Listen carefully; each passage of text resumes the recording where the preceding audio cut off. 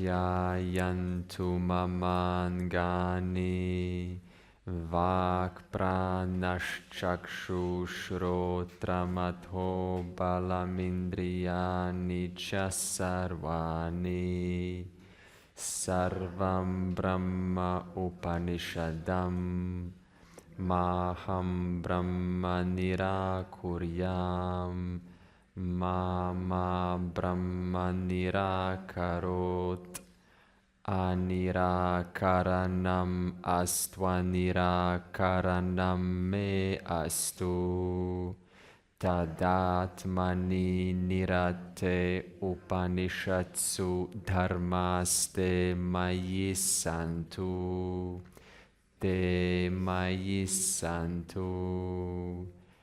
Om Shanti Shanti Shanti. So we can now read verse 1.2 because we just finished verse 1.2. And okay, who would like to read verse 1.2? It is indeed the self that is the ear of the ear, the mind of the mind, the speech of the speech, the breath of the breath, and the eye of the eye. Those discriminative people who know the self, freeing themselves from this world, being free by living, are no more subject to death after leaving the body. Lovely read. And now verse 1.3 we discuss, and then we can read after we discuss it. So, okay.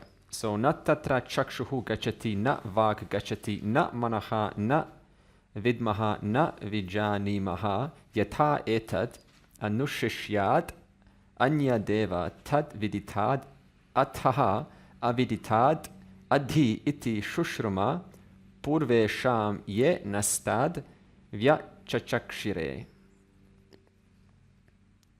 So, we'll just take this tatra, chakshuhu, gachati. So chakshuhu is eyes. So in other words, the eyes do not go there. In other words, Brahman, awareness is not an object of your vision. It's not something that you can see. It is, if it were to be an object to your eye, then you would have to describe it, just like you're describing this. Or sometimes in meditation, we would think that I'm supposed to see something, right? Some divine vision, some light, something kind of like here in the third eye, the Ajna chakra. And I'm supposed to, and when I see that, I have come in touch with God, right? This is kind of out there. We've heard this before. So it says here,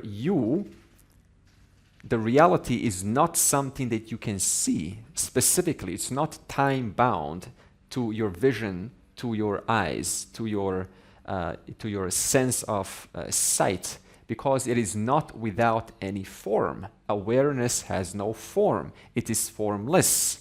Therefore, there is no logic trying to grasp or see that which is not seeable, which is beyond sight, and yet is the truth of all objects. Okay? And then it says, na vak gachati. In other words, speech does not go there. So, in other words, words cannot reach awareness. So there's nothing that someone can say, or some special mantra, that if you say Om Namah Shivaya, Om Namah Shivaya, Om Namah Shivaya times 100,000 times, which is actually a prescription, you will suddenly have the reality come to you magically, because there is nothing you can say to describe it. Now you say, well, if there's nothing you can say to describe it, why are you teaching this, Andre? Why are we all teaching this? This is because there is a method by which you use limited words to convey the limitless reality. In other words, how can a limited word convey the limitless reality? How is this possible? The contradiction is there. And the way to understand that is to know that every word that you say can have a literal meaning and a deeper implied meaning. The literal meaning is vachyartha, and the deeper meaning, the meaning that the teacher uses, that means what you see on the page is the literal meaning. The teacher uses the deeper meaning. So this is why if you say, oh, why don't I just kind of convert this word for word in Sanskrit and I'll get the truth. That is the most confusing way to get the truth, because you're looking at merely dictionary terms. So this is why sometimes the student will ask, yeah, but Andre, this is not what the dictionary says about sopadika. Why are you using something different? Because the teacher uses always the implied meaning. The one who's studying by themselves uses the literal meaning. So vachyartha is literal. So for example, if I say to you, hey, bring me water, please. What are you going to do? Bring me a big blob of water, right? What are you going to do? In other words, I told you the literal meaning, but what your understanding is that you have to fill in one extra word which I was not mentioning, and you filled in glass, and therefore you made sense of that statement. So vachyartha is literal, and lakshyartha is deeper. Deeper meaning which the teacher uses. Which is why self-study is fine. But self-study has the danger of falling for the literal meaning. So if you say something like awareness is beyond speech, you say, well, I'm not going to listen to any teacher because they're all using speech to describe this reality. So I'm never going to listen. This is the danger of not finding a teacher who can explain the deeper meaning of the words. So the deeper meaning wants to say what I don't mean. So what the scriptures say is one thing, but the deeper meaning as one extra component is what I don't actually mean, because the mind always wants to fill in and say, this is what you mean. But then the deeper meaning, the lakshyartha, says, here's what I don't mean.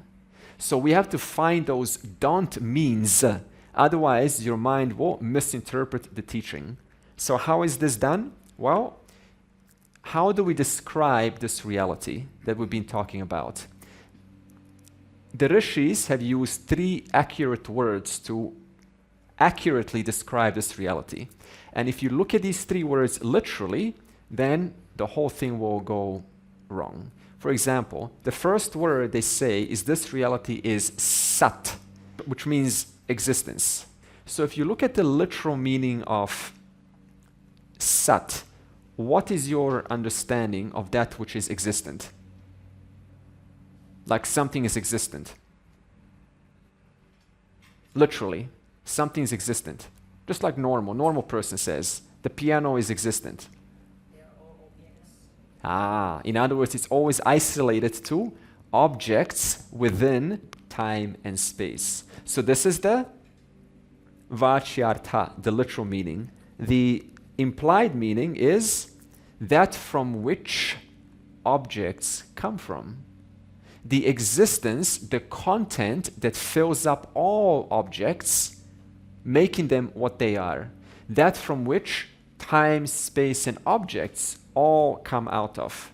In other words, when it comes to sat, you took away the limitation, or you took away the meaning of, quote, within time and space. And how did that happen? Well, we just mentioned it. We say, what I don't mean by existence, this reality being existence, is I don't mean that this reality is within time, space. What I do mean is that this reality, which is existence, is the truth of time, space, and therefore everything else that comes out of time and space. When it comes to chit, which we used the word before at the start of the teaching, which means awareness. What does awareness traditionally mean, or consciousness? How ordinary people use. I'm aware of the fact that I was late. Yeah, mental image. And scientists will, or even neurologists, many of them, there are many books that I'm yet to read, but I've seen some of them, where they will write whole books. And the discussion is about trying to find consciousness within the physical brain. And they will have scientific data, research, quote, evidence to show that consciousness is within the brain. And it's very convincing. And the amount of stars that that book has on Amazon, 5 out of 5. 5-star reviews. Because who's reading that book? The ones who are already buying into or coming from the idea that consciousness is a product of the brain. So the literal, the Vachyartha meaning of chit, awareness, is aliveness, sentiency. But the implied meaning of consciousness is, what have we learned so far about what consciousness is or awareness? It's not intelligence. There is a Satya-Mithya relationship. What else is consciousness? Sorry? It's not changing? Super. So that which is sadharana. It is common. What else have we learned about consciousness during this course? It's excellent. So it survives all of the changes. What else have we learned about consciousness? It is the source of everything. Super. No attributes. It is a subject.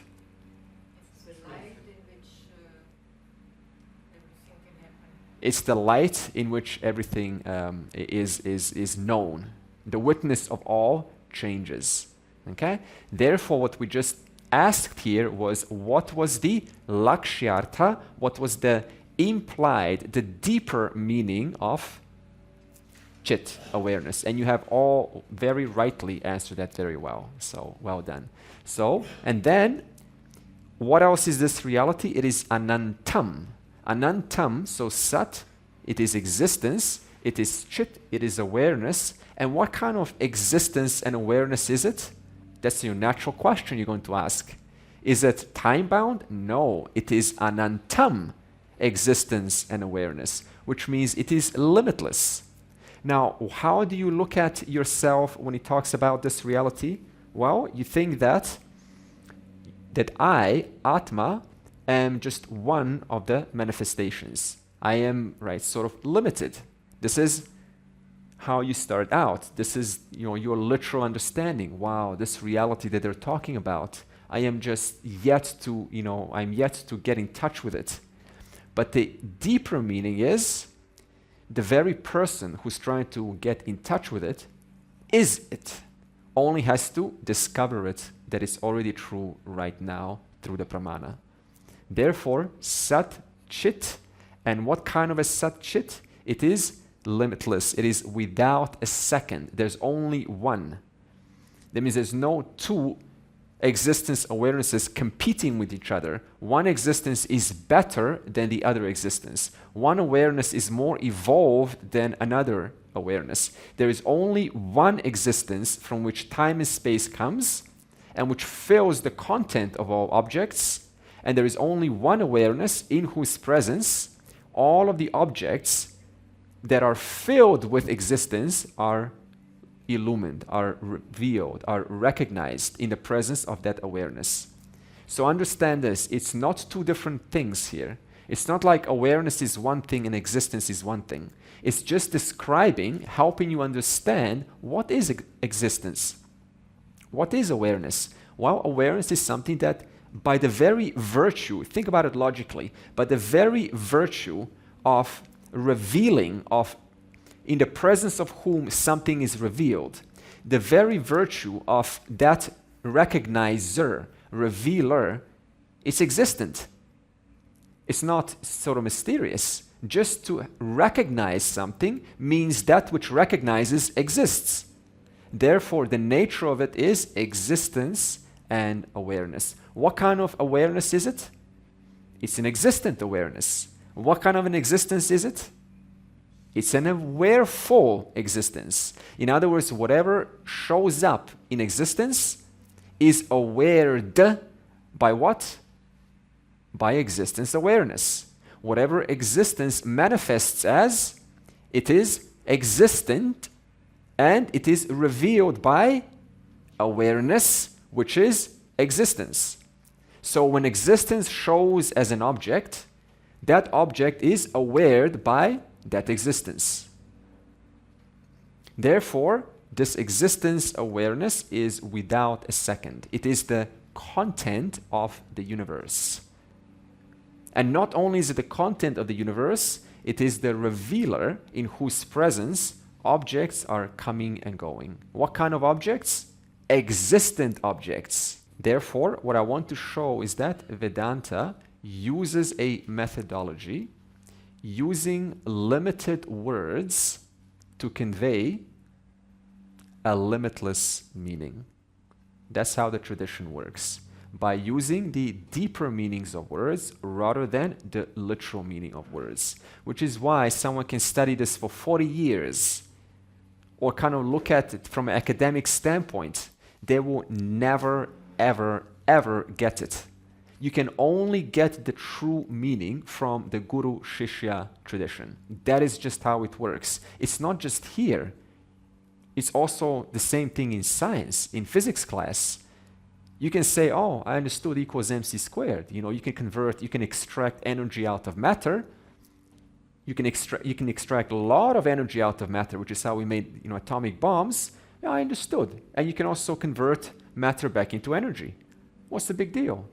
I've understood. Really? Scientists took over 10 years to discover the implied meaning behind E equals mc squared. And there's an individual who goes, yeah, energy goes into matter and matter can be converted into energy. I've understood. Why is it that quick? Because of Vachyartha, because of the literal meaning. So the implied meaning always takes time and relationship. Vachyartha is a quick fix. But quick fix doesn't answer anything. It just satisfies you temporarily. Na manaha. So it cannot be known by the mind. Now this is very interesting. This is where a lot of confusion is going to come. Oh, it cannot be known by the mind. Really? Huh. So look at this. Where does ignorance happen? Where is ignorance stored? In your foot? Where? In the mind. There's only one place where ignorance is prevalent. It's in the mind. So where does knowledge have to take place then? In the very same place where ignorance is. So now what happens is you need the mind to know Brahman. And yet it says Brahman is beyond the mind. So what happens now is if the teacher says, you can't know Brahman with the mind, then if the teacher doesn't follow up with what they mean, the student will say then next time, oh, this is all intellectual. Brahman cannot be known through the mind because I heard that. And there is a truth to that. So how do you resolve this? Brahman cannot be known by the mind, and yet the only way to understand Brahman is through the mind. Oh no. You see, there is some truth to this because the mind is so accustomed to converting everything into an object. And therefore, the teacher will naturally say, Brahman is not something for the mind. So there is a truth to that. But if the teacher just walks away or doesn't follow up, then the student will, probably forevermore, for the rest of his life, keep on discarding anything which is pramana, which involves a lot of usage of the mind. Therefore, to understand this, what we have to do is go through another prakriya to reconcile this contradiction. How? So when you learn anything, what happens is there's an object that is outside of your mind, somewhere. For example, there is some tent over there, and we don't know. So what we all have to do is we have to move our bodies and put our eyes and see that tent. And when the eye sees that tent, the image of that tent will enter into your mind. And what's going to happen is, assuming how much of that tent you've looked all around, all angles, that much you will have knowledge about that tent. In other words, if you only see half of a tent, you will say, yeah, I've seen the tent, but have you really seen the tent? Not really, because you need to walk all around, and then if I ask you this question, have you seen the tent? You will say, yes, I've seen the tent. But this time, what you really mean is I saw 100% of the tent, but first time you meant I only saw 30% of the tent. So in other words, the more I expose my mind to something, the more it recreates the external image of an object and represents it in the mind. And the more details it adds onto that image, the more it is keeping with what is presented to me, whether it is an object or whether it is a lecture. Now, with an object like a tent, it's very simple, because I just show you tent from all angles, done. But when it comes to a subtle topic, like explaining E equals mc squared, then what happens is there's a lot of nuances. And nuances are not so easily capturable like a tent, which is why we have tests in schools. Because what the teacher wants to discover is how much has the mind of the student captured and how much is it keeping with the information that was conveyed to the student. The degree to how much the mind has understood a reality is a degree to how much the mind has captured what was presented to it at the time of the class. Which is why, again, when we ask questions, you're like, oh, I thought this was clearly explained, but when I'm asked a question, you're shaken up a little bit. You're like, can I really answer this? So this is meant to test and see how much what I have said has represented accurately in your mind. Because whenever we doubt ourselves, whenever there is a lack of completion of what was taught, then when a question is asked, then what happens is it transfers or converts into a doubt. So the more doubts regarding a certain question that's being asked, the more doubts and hesitation to answer, the more likely that image, that information that was conveyed by the teacher was not complete, or is not complete, was not complete because teacher has done a good job, but has not been completely transferred into your mind. Even though you thought it was all clear at the time of receptivity. And yet, when the question comes, because if I ask you, what is your name? Like that. Because the whole image of your name is well sculpted in your mind. No problems there. But when I ask you, what is Sopadika Tyasa? And what is the difference between Sopadika and Nirupadika? You're like,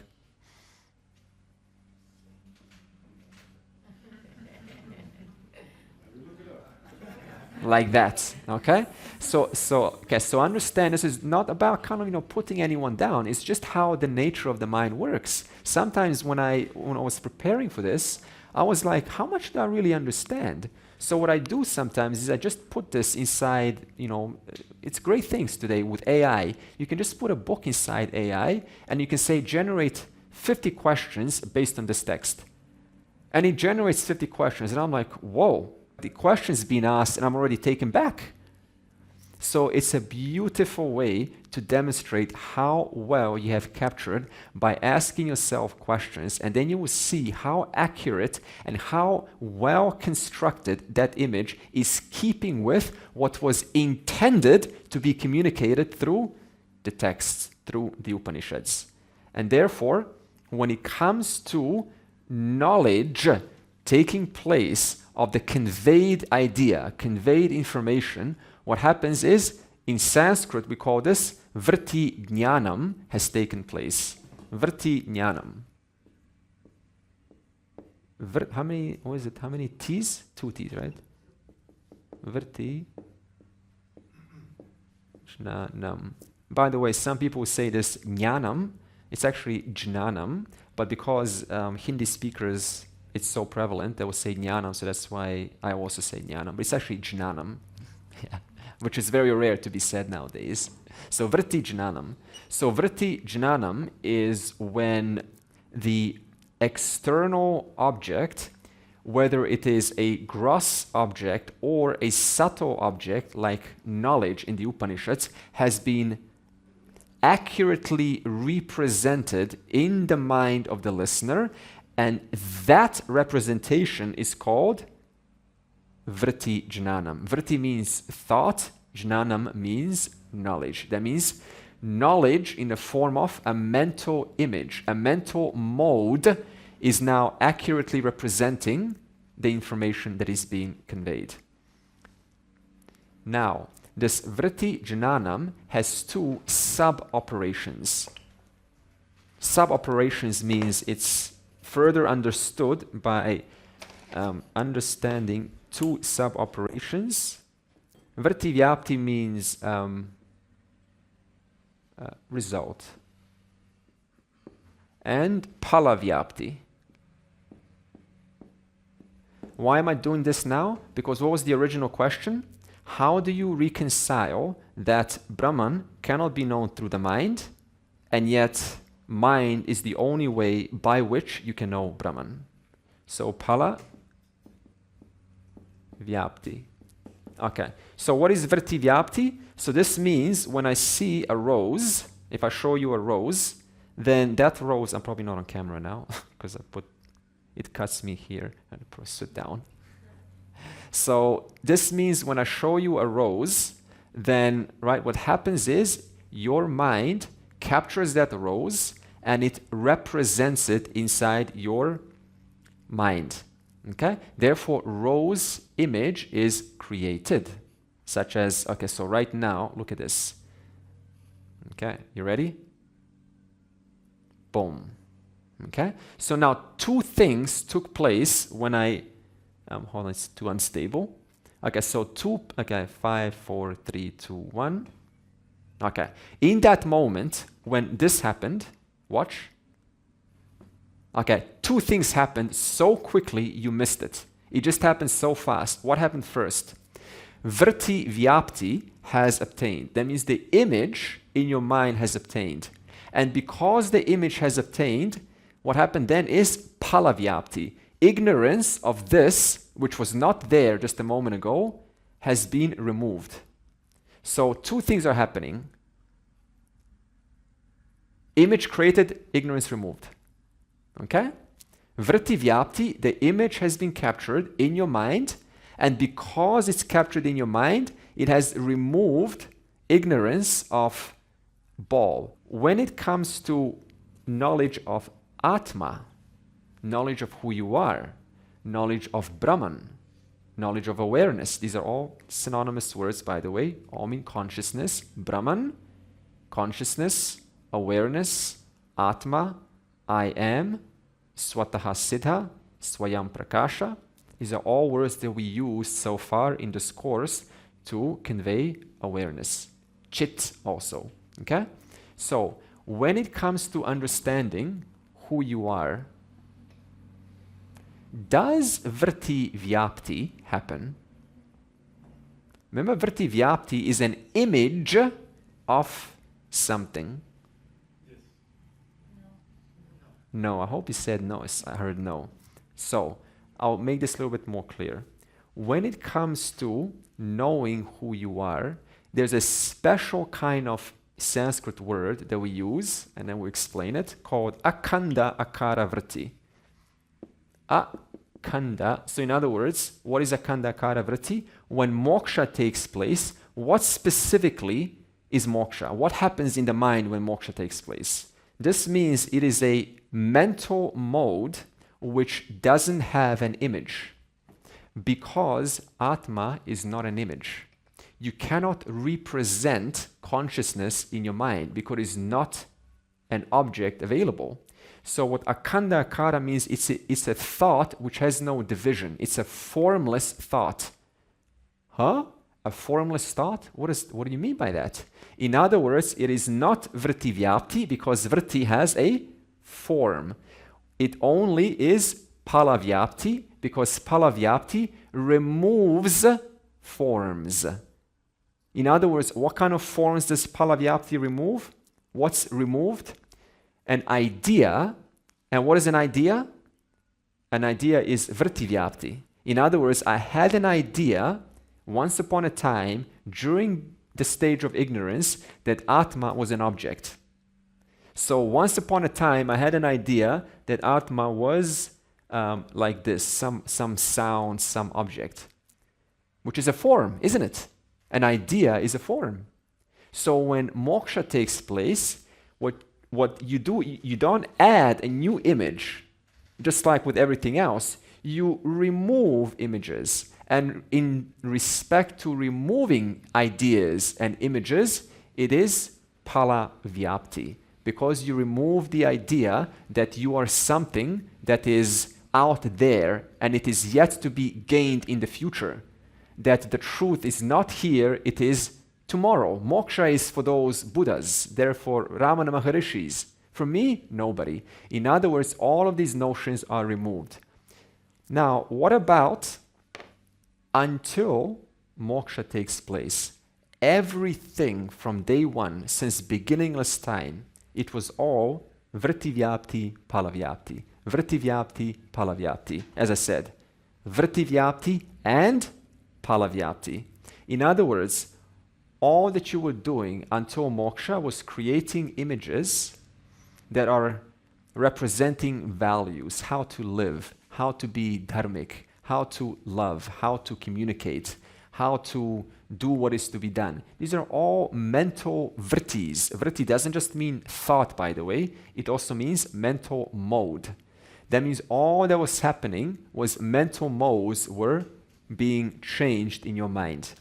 Only when you understand who you are, it is no longer an image, it is a removal of a mental mode which made it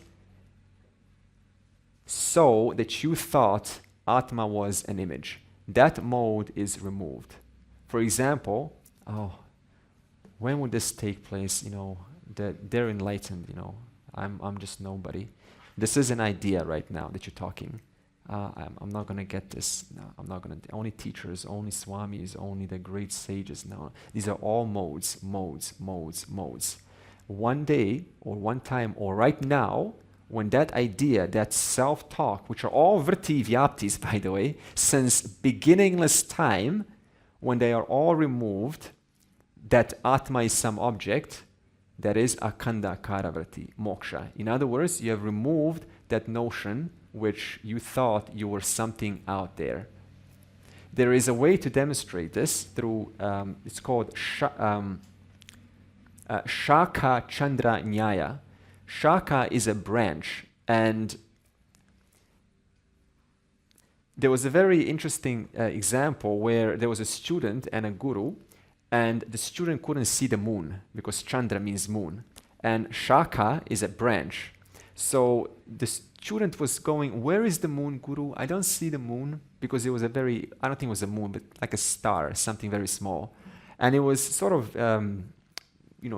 nighttime, but it was not apparent for some reason. The moon was not apparent to the student. And there was enough light to see the tree, right? And so the student's like, where is this moon? I don't see it. There, it's over there. You see? I don't see it. And what did the guru say? Well, look at what do you see right now? Well, I see the big bark of the tree. Can you see that, student? Yes, I see the big bark of it. Great. Let's move up. Do you see the big branch on the tree? A little bit harder now. Which one? That one or that one? No, that one on the left. I see that branch. Great. Now let's move up. Go to the topmost branch sticking out of this branch and just follow that branch to the end. Okay, now go to, you see that little bird? Which one? It's so dense. I found it. Good. Now see above the bird, there's a fruit. Yep, got the fruit. Yep, that one or that one? No, not the one on the left, the one above that. Got it. Okay, good. Now you see the branch that's sticking out like looks like a V above that? Yep, I see it. Good. Now go right above in the center of that V and to the end of that last branch sticking out. Yep, got it. Now just move slightly to the left and you see a little light shining? Yes, I see it. Now, what does the branch, what does the fruit, what does the bird, what do the leaves have anything to do with the moon? Nothing and yet everything at the same time. It was used to a means to the end. In other words, all until now, everything was a means to an end. Vritti vyapti, more images, more self-help, more personal development, more philosophy, more academic studies, more this, more that, more research. It was all creating just images, intellectualizing, it's all just images. Until you realize, wow, all of that was not the final end. It was just a means to help me see the final truth. And therefore, Shaka Chandranyaya, it's like this. Everything was an image to help you, except finally, the knowledge takes place. Now, what about love? Love sounds like Akandakara Vritti. It's kind of like an abstract thing, isn't it? It's very, like, what is love? Love, isn't love Akandakara Vritti? A thought without division?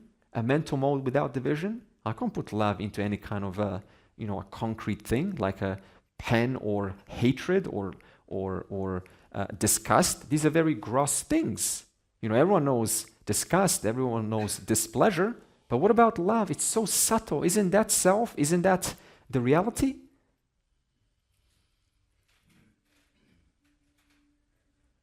The Western world loves the word love. They even call the self the love. No. Total confusion. Self is not love. If self was love, then self could not illumine hate. Because love has gradations. There is, for example, love for child versus love for hobby. It is love, but it has gradations between the types. And there is intensity of love. One day I have a lot of love for rapping, another day a little bit less love for rapping or whatever, playing music or whatever you love to do. Okay? Anything that has a gradation or opposite to it is not Akandakara Vritti. It is still mithya. It still depends on the presence of awareness to light it up, to light up its presence. Therefore, now let's reconcile this. Look at this. Having heard this, you cannot use the mind to know Brahman.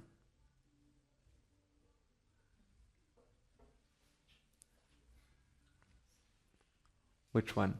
You cannot use the mind to know Brahman. Vritti vyapti.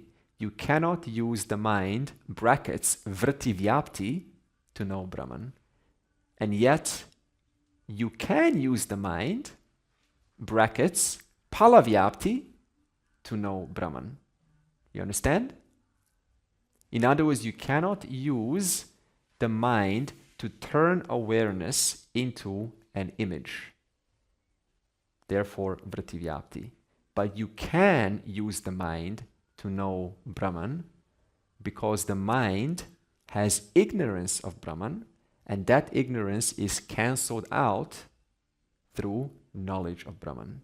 In other words, knowledge removes my ignorance of myself, that one who is ever true, ever present, and unaffected. Viditat, aviditat, adhi. So Atma is neither known as a particular object, as we just discussed, nor can you say Atma can't be known. Atma is not a particular object, nor can you say, I don't know Atma. What does this mean? The self is existent, but not an object. Not experienceable as an object. Good. It's existent, and yet it's not experienceable as a particular object.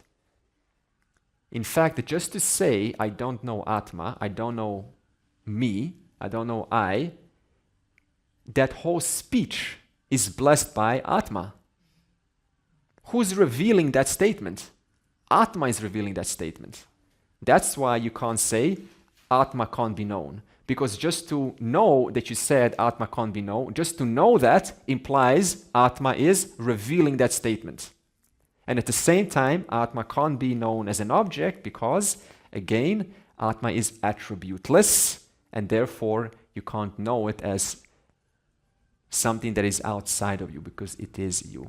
Atma is always available as I am, and it is never conditioned by any attribute.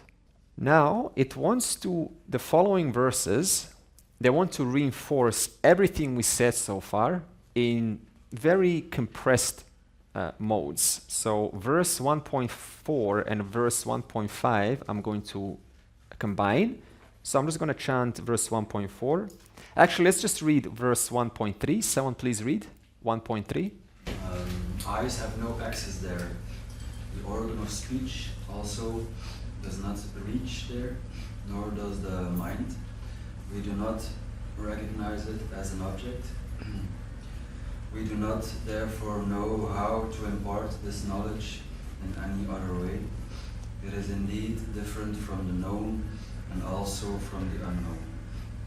Thus we have heard from our predecessors who expounded it on to us. Okay. Now, verse 1.4, Yat Vach anabhyuditam yena vak abhyudyate tad eva brahma tvam vidhi nedam yat idam upasate. Okay. So, it says here, Brahman is that which cannot be explained by words. In other words, it cannot be explained through speech, nor as a any kind of a mode of revealing it through a mantra or a word or anything. Okay? Why? Because in your presence, in the presence of Atma, there is always a speech being revealed. So if you say, I don't know Atma, what is revealing that statement? Atma. If you say, I know Atma, what is revealing that statement? Same Atma. The verse wants to point out that that which is most immediate to you, right, the nearest to you, that is Atma. Therefore, there is no question of waiting to hear about it, just to wait. What is lighting up your waiting to hear about Atma? Atma. Okay, I want to hear about Atma. Come on, I want to hear about Atma. Give me the truth. Give me the truth. What's lighting up that statement? The very thing you're seeking, the very thing you want. Then verse 1.6, it's the same idea. It says, Atma, the truth, is not something that you can see, but because of which seeing happens. Is seeing happening right now? Why is seeing happening? Because Atma is illumining everything that is in your mind. And what is in your mind? This room. This is mind. And what's lighting up this room now? And then verse 1.7, Brahman, so I'm going to change the word now, Atma, Brahman. Brahman is not something that you can hear by sound, but it is that because of which sounds are revealed. Now, look at this. Who's revealing sounds? Who's revealing sounds like this that happened outside? Who was revealing that? In the presence of whom was that revealed? In the presence of me. Therefore, it says here, Brahman is not something that you can hear by sound, but that which reveals sounds. Sounds were just revealed to us, even now they're being revealed by this speech. Therefore, is Brahman away from you? No. Otherwise, if Brahman was away, then who would be revealing these sounds right now? Therefore, it shows you that just the fact that sounds are revealed, Brahman cannot be away from you. And Brahman is the final reality. That is what everyone's looking for. Brahman, consciousness, awareness, the final reality. If you didn't enjoy the final reality right now, you would not be hearing these sounds. And even if you were deaf, you say, what about then? It doesn't matter. You can still hear sounds in your mind. You can still see. Na idam ya upasate. That means consciousness, or Brahman, is not what people worship.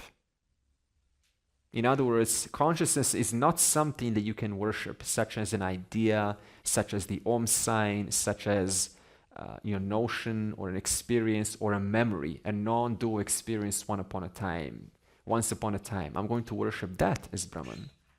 Sometimes that happens. Someone has a meditation, a deep meditation, and they enter a very beautiful state, and they worship that and say, no, I have gotten in touch with Brahman. I remember that time. It was Samadhi. That was the pure Brahman right there. No. Okay? It is not something that you can worship or something that is remembered as an experience. It is in whose presence remembering is happening right now. In whose presence worshipping is happening right now. Oh, look, I'm worshipping Brahman. What is revealing this body right now worshipping Brahman? Brahman. Okay? The only thing is, the moment we say Brahman is not something that you can worship as an object, the mind is so genius, it finds something else to worship as Brahman. No, it's okay, I'll just go to Amazon and do some liquids over there and, I'll go... Yeah, I'll find it. Don't worry. That's the nature of the mind. It always wants to grasp the reality as some object, as some subtle sound. In fact, we start out the spiritual journey by grasping the reality as very gross objects, very dense objects, such as like loud noise, like special sound healing and mantras, very, very concrete objects. And then you go more silent. No, you just need to go thoughtless. It's hiding in your thoughtlessness. You have to make your mind so silent, it's always there. It sounds like a conch. It smells like, what do they say? Rosemary or something. The truth smells, when you get in touch with it, it's going to have a very distinct smell. Like like rosemary or basil, or it's going to sound like the waves in the ocean. When you hear that, you have touched Brahman. You have touched the reality. I've read these things before, because, When you see the blue light. Yeah. When you're in the yoga, right? And I was in yoga for many years. You just read about this all over the place. So it's kind of like lucky that I did read, so I'm informed what kind of notions. And you're so convinced that is what you're looking for that nobody can tell you otherwise. No one can convince you out of it. This is the great irony. Even if they have best intentions for you, you're like, you don't understand. I found it. I'm there almost. So you just have to wait it out a little bit. You just have to wait out for the mind to drop these ideas. That's just how it is. Okay. And then verse 1.8. Okay, so again it says consciousness. Okay, so prana. So Brahman is not sustained by prana, but by which the prana is sustained. Okay, so here what happens is consciousness can be very easily mixed up with sentiency. When it says the word prana here, it just means sentiency, like aliveness. The system is breathing, it's functioning. And what it wants to say by sentiency or prana is the jiva that moves, the jiva that takes different bodies. So that's what's sentient. That's the sentient. So when you use the word sentient, it specifically refers to jiva. What is a jiva? Jiva is one who has a physical body and also a mind. But also a jiva can be without a physical body. That's called physical death.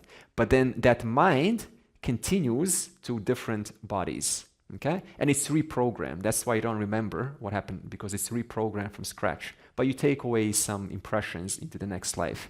So that one who, quote, travels, not that they travel, where is there to travel, but right, travels to a different body, takes on a new body, is called jiva. So that jiva here is taken as sentiency or prana. So it says here consciousness can be easily mixed up with sentiency. Now, the moment you think this, there's a subsequent error. Because that means consciousness is only present in sentient beings. Those with prana, those with physiological functions, those with a mind. Now, what's going to happen then? That means consciousness is now isolated to individual beings. That means this is not consciousness. Insentient rocks are not consciousness. Hydrogen, air, fire, water, earth, that is not consciousness. Only a sentient being is consciousness. If you start to think like this, then you are forced to make a subsequent error and say consciousness is bound to space and time. And therefore, consciousness is not in rocks. Now, the question is, how do you demonstrate that consciousness is also in rocks, in sentient matter?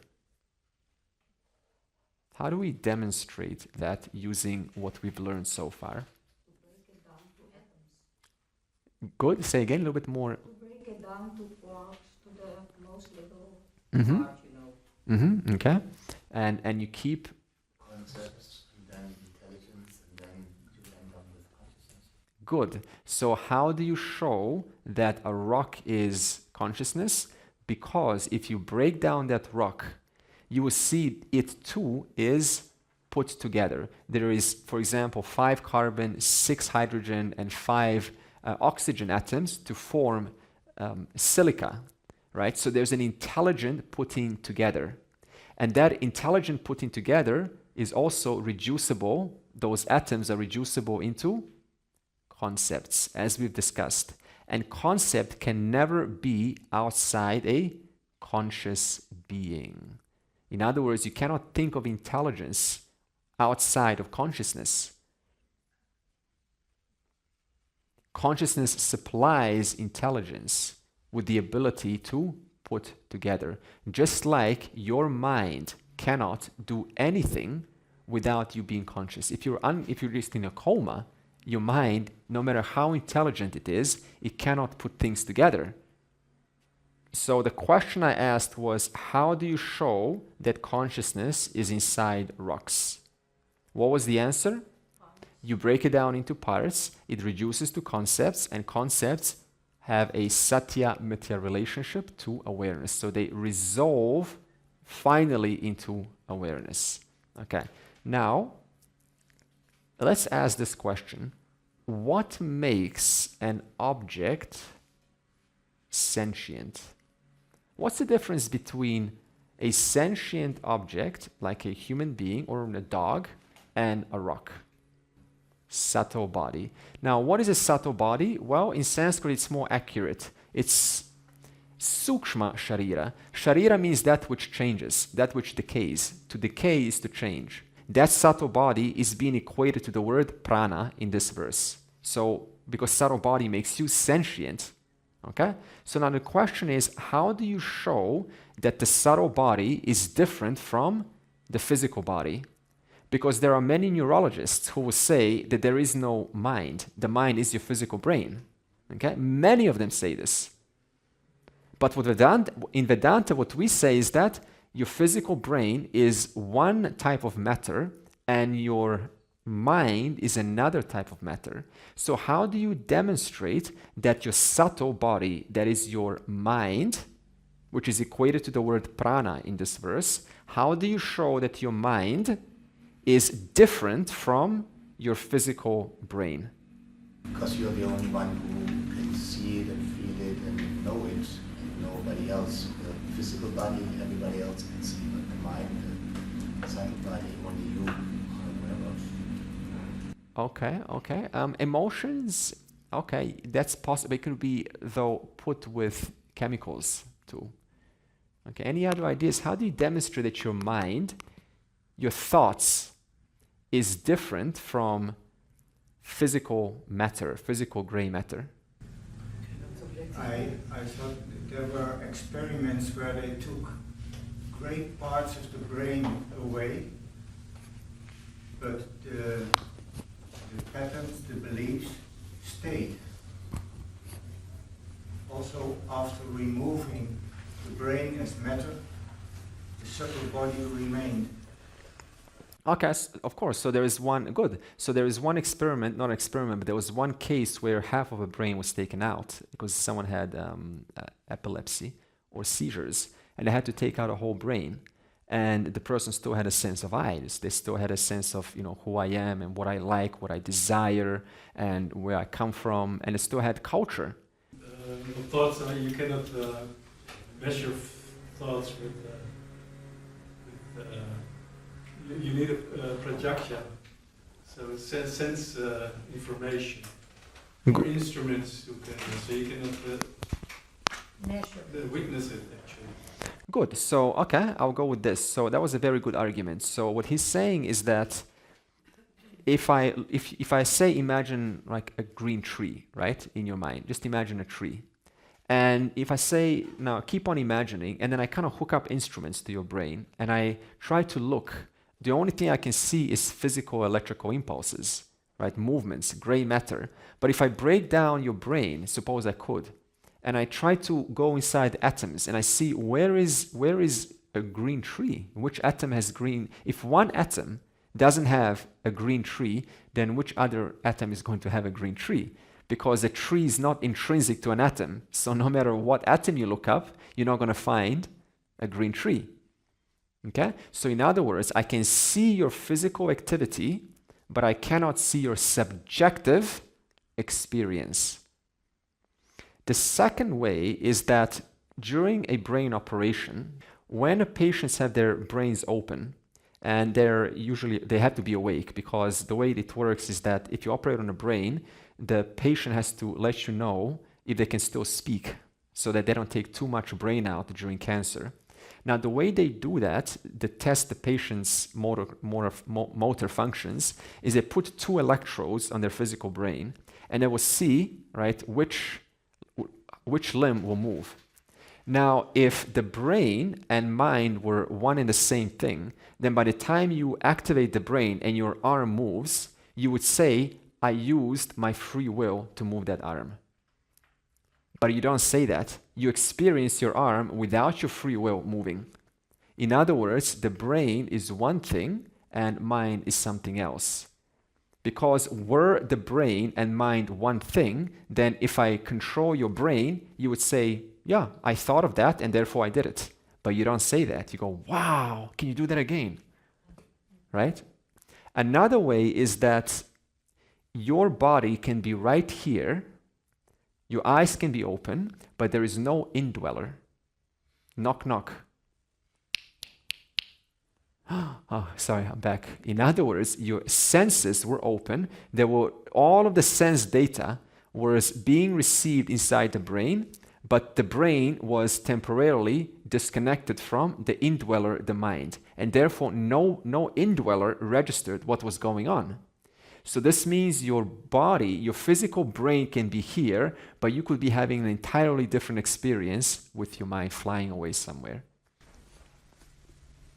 Is it the same when people are reborn again and they have memories of their past life? That you have a new brain, you have a new body, but still they can prove in my life before, I used to live there and have. Those are, there's evidence that they have that memory. It's all true. Yeah, that's another way. It will be subject to kind of, is this a real thought? Was this something that really happened in a past life? So you kind of have to, right, accept that there is a continuity of life. But it's a good argument. However, it would require that there is indeed a continuity of life on the part of the listener. So yes, it's definitely a provable way because you get a brand new brain and yet you've got these memories that are of some other person. That means something different, right, carried over. Cannot be the physical brain though. So good, that's a good argument. Now the next question comes is, how do you show, because some people's identity, I tell you, is in their minds. They say, I am the mind. So how do you show that the subtle body, that is the mind, is not bound to awareness? How do you show there are two different things? There are two different orders of reality. Deep sleep where there's no mind and still the people are there come back.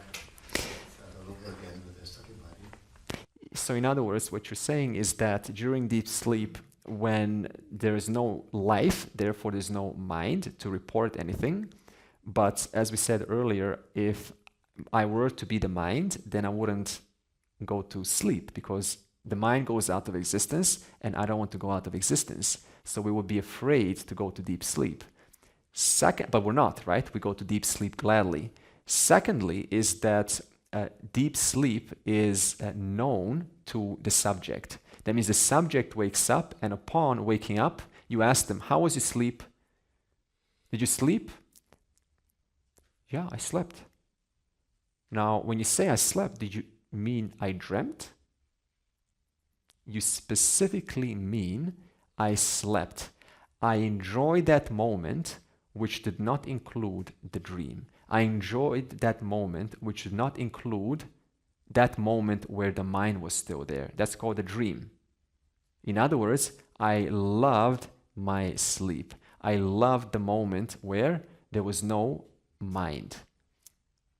When you say, oh, I want to go to sleep tonight, I can hardly wait to go to sleep tonight and get a good rest. What did you mean in that statement? Did you mean I can hardly wait to dream? I can hardly wait for my mind to be there? No, you meant I can hardly wait for that other moment where there is absence of whatever is moving, whatever is changing. Another way is your subtle body is consisting of memories of your calculations, conclusions, opinions, ideas about reality, about yourself right now. All of these are ideas coming and going, coming and going, coming and going. And these ideas, which are coming and going, are changing over 60,000 times per day. And they can only change in reference to a non-changing substratum. Nirvikalpa Samadhi, we said. Whole life is gone, and yet I am not gone. Mind is gone, I am not gone. Your subtle body is an object of consciousness to me, and my subtle body is an object of consciousness to you. Look at this. When you speak, I can't see your subtle body. I can only see your physical body now. Even under a microscope, if I look at your brain, I can't see your subtle body, but I can see your subtle body. How? I can see the effect of your subtle body. I can't see the cause, but I can see the effect when you speak. You open your mouth and speak. All of that are effects of the subtle body, effects of your mind. And these effects, these words, are all objects of consciousness to you. And when you reply to me, you're replying from your subtle body, and they're all objects of objects of consciousness to me. Therefore, my subtle body is object of consciousness, your subtle body is object of consciousness. An object of consciousness is different from consciousness. Okay? So tomorrow we will introduce a very important idea and introduce Maya, and we will introduce the idea, how do you reduce forms and attributes into a formless reality? How does that make sense? Purnamadav Purnamidam Purnat Purnamudachyate Purnasya Purnamadaya Purnam Eva Avashishyate Om Shanti Shanti Shanti.